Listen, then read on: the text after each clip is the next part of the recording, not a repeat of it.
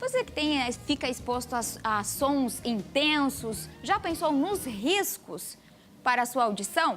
Pois para isso a gente está recebendo o médico otorrinolaringologista Márcio Freitas, que vai nos explicar sobre todo esse risco, né? Boa tarde, bem-vindo. Boa tarde, obrigado pelo convite. Olha só, né? A gente hoje vê muitas pessoas, até jovens, bastante ouvindo música com um fone de ouvido. E muitas vezes a gente está do lado e ouvindo a música que ele escuta.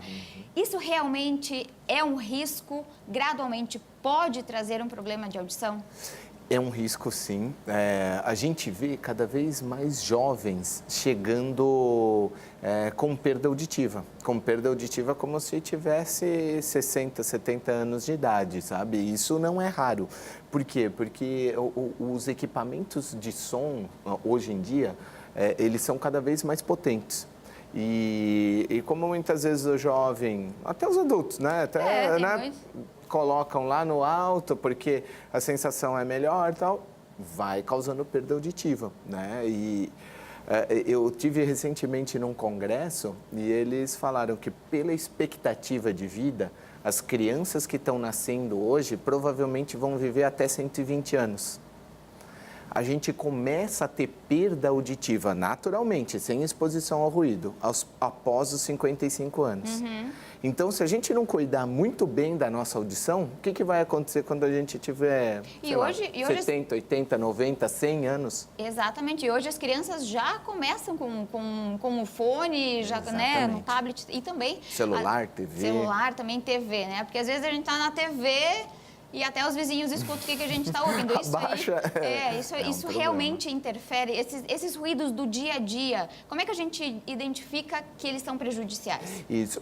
Assim, o que tem muito bem estabelecido hoje, até em lei, né, que tem até uma norma regulamentadora, número 15, que fala a quantidade de exposição ocupacional que a gente pode ter. Tem até uma imagem isso, ali exatamente, que a gente pode passar. Isso, né? Se vocês quiserem pôr a imagem. Assim, ó, ali é a tabela de quanto a gente pode se expor, né? 85 decibéis, 8 horas. Por exemplo, tem aquele 86. minuto, o exemplo que 110 seria uma motosserra. Exatamente. O barulho de uma motosserra. Você então pode estar exposto 15 minutos. 15 minutos. Mais do que isso, você vai começar a ter perda auditiva.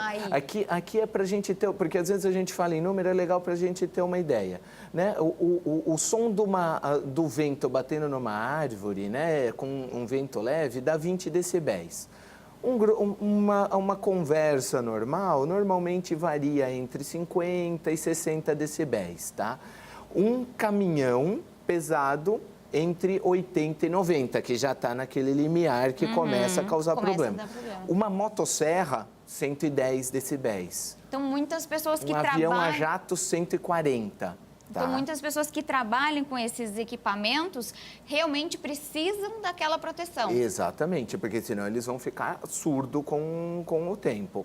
Então, assim, para a gente ter uma ideia, então, uma conversa, ele já está próximo do nosso limite.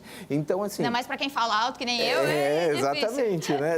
Imagina assim, uma televisão um pouco mais alta, está muito mais alta do que uma conversa. Em geral, fone de ouvido, você vê a molecada escutando a 90, 95, 100 decibéis, coisa que você pode estar exposto 15 minutos, meia hora, entendeu?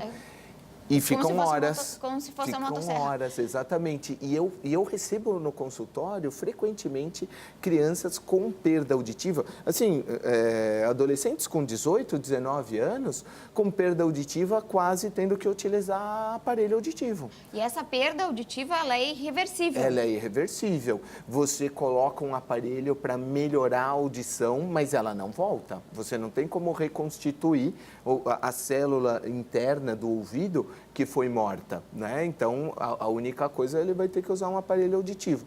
Eu vejo adolescentes, assim, e adultos jovens, com 20, 20 e poucos anos, com a audição que a gente esperaria de alguém com 70, tá? E é comum.